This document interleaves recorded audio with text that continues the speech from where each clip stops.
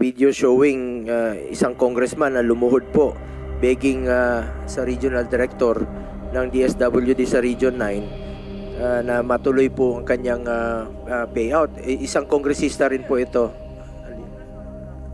Nandito yata siya. Nandito ba siya? Ayun, sabi niya ipaparating raw niya sa komite ang kanyang reklamo, no? So gusto lang nating malaman kung anong totoong nangyari dito, kung hindi mo ba naging selective ang pagpili ng mga beneficiaries, o kailangan pa bang magmakaawa si Congressman Olaso para mabayaran po ang payout, scheduled payout.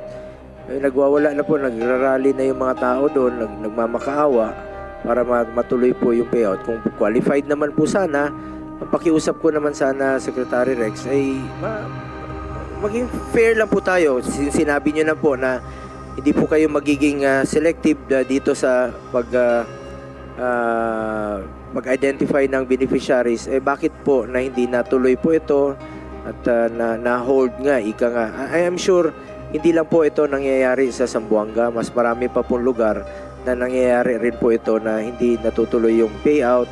Ano ho ba ang totoong rason dito? Kung hindi ho ba naging selective ang inyong opisina sa pagpili?